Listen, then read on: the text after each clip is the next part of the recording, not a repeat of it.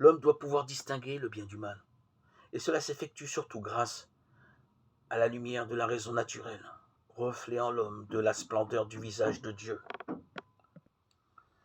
Saint Thomas écrit en commentant un verset du psaume 4,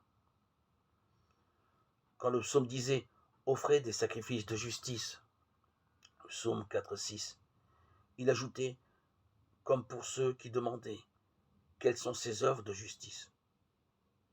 Beaucoup disent « Qui nous montrera le bien ?»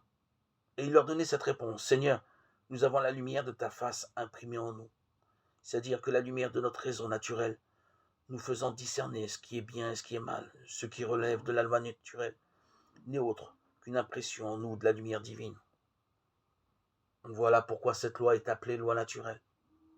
Elle est appelée ainsi, non pas par rapport à la nature des êtres irrationnels, mais parce que la raison qui la promulgue est précisément celle de la nature humaine.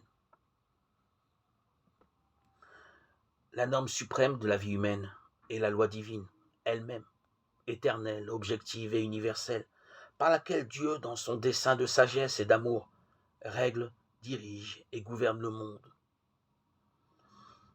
ainsi que les voies de la communauté humaine. De cette loi qui est sienne, Dieu rend l'homme participant, de telle sorte que par une heureuse disposition de la providence divine, celui-ci puisse toujours davantage accéder à l'immuable vérité.